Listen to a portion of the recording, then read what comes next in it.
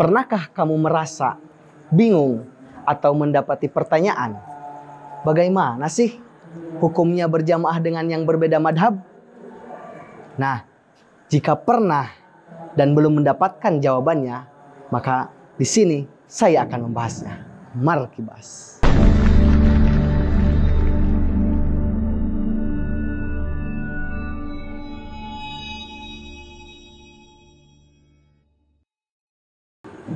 Assalamualaikum warahmatullahi wabarakatuh. Alhamdulillahirabbil alamin. Wassalatu wassalamu ala asrofi anbiya'i wal mursalin Sayyidina Muhammadi wa ala alihi wa sahbihi ajmain, amma ba'du. Puji dan syukur marilah kita panjatkan kehadirat Allah yang Maha Ghafur, yang mana telah memberikan kepada kita nikmat yang begitu besar. Dengan banyaknya nikmat yang Allah berikan kepada kita, sekalipun lautan menjadi tinta dan seluruh pepohonan menjadi penanya, maka tidak akan mampu menulis segala nikmat yang Allah berikan kepada kita.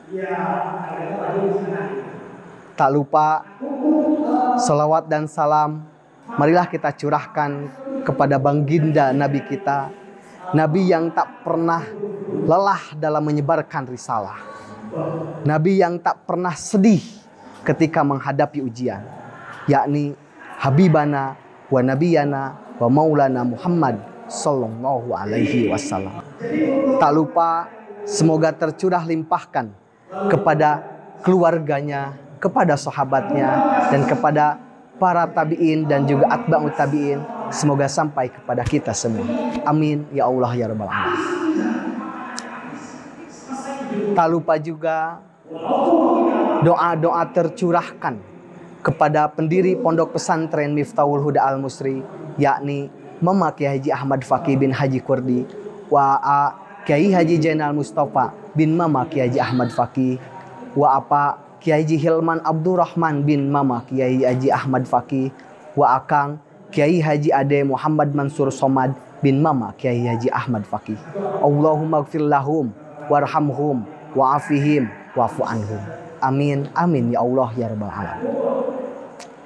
Hadirin rahimakumullah. Pada dasarnya setiap perbedaan-perbedaan yang terjadi di antara para madhab itu hanya sebatas perbedaan dalam soal furu'iyahnya saja. Perbedaan-perbedaan itu tidak sampai mengenai hal-hal dalam soal keyakinan. Tidak terkecuali perbedaan antara bagaimana hukumnya berjamaah dengan yang berbeda madhab. Hadirin rahimakumullah. Syekh Zakaria Al-Ansori dalam kitabnya Fathul Wahhab menjelaskan bahwa salah satu syarat sahnya ketika kita berjamaah adalah ketika si makmum tidak mengetahui ataupun tidak mempunyai prasangka bahwasanya si imam melakukan pembatalan sholat.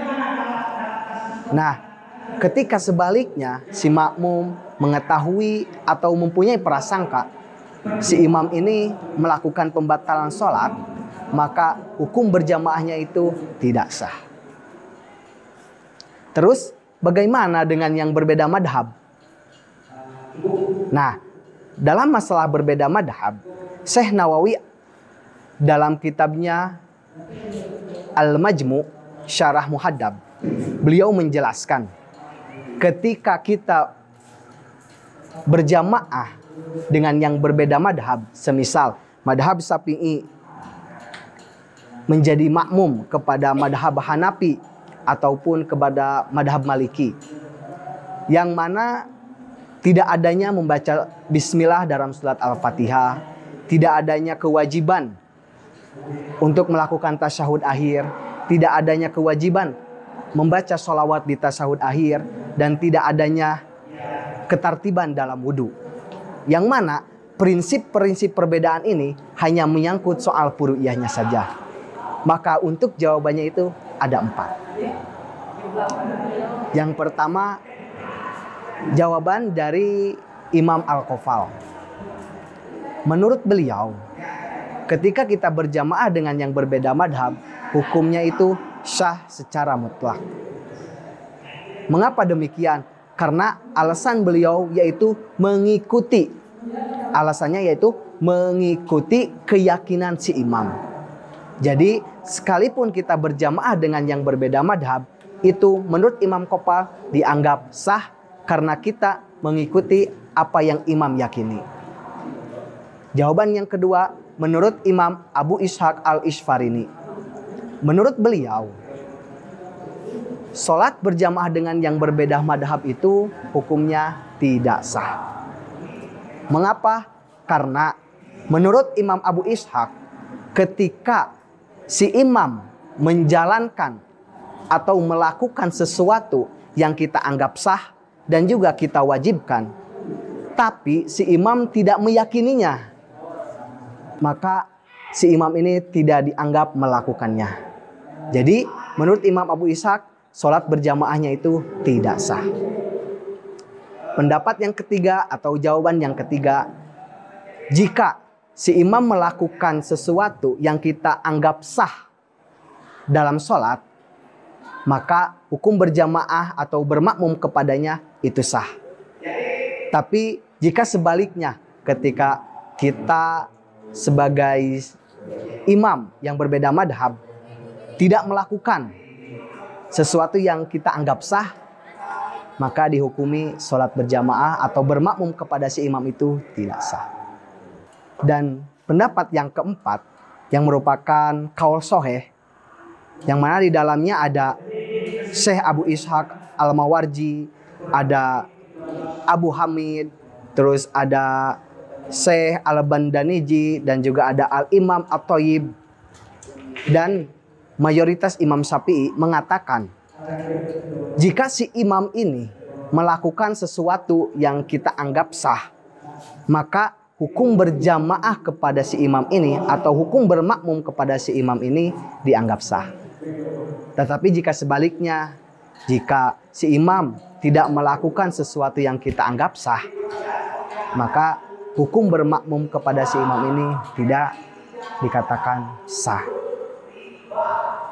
Jadi kesimpulannya, di dalam permasalahan bermadhab ataupun di dalam permasalahan bermakmum kepada yang berbeda madhab, ini disimpulkan menjadi tiga. Yang pertama, ada yang sah secara mutlak, ada yang tidak sah secara mutlak, dan ada yang bisa sah, bisa tidak, tergantung kepada si imamnya. Malah yang tadi, ketika si imam tidak melakukan sesuatu yang kita anggap sah atau kita wajibkan, maka kita, ataupun sebaliknya, jika si imam meninggalkan sesuatu yang kita anggap sah, maka hukum berjamaah kepada si imam ini dianggap tidak sah. Hadirin rahimakumullah. Dalam kondisi seperti ini, alangkah baiknya kita berjamaah atau bermakmum kepada yang sepaham saja. Jikapun tidak ada, alangkah baiknya kita sholat munfarid.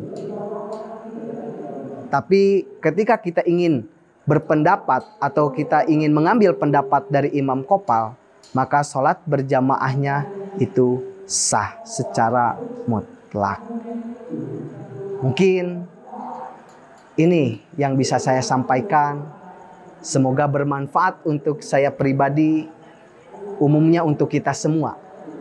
Ada satu pepatah dari Sayyidina Ali, tidak ada kekayaan yang sempurna daripada akal.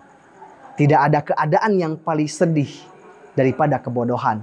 Dan tidak ada hal yang lebih hebat dari hal mewarisi daripada pendidikan. Sekian dari saya. Wallahul muwafiq ila aqwamit thoriq. Wassalamualaikum warahmatullahi wabarakatuh.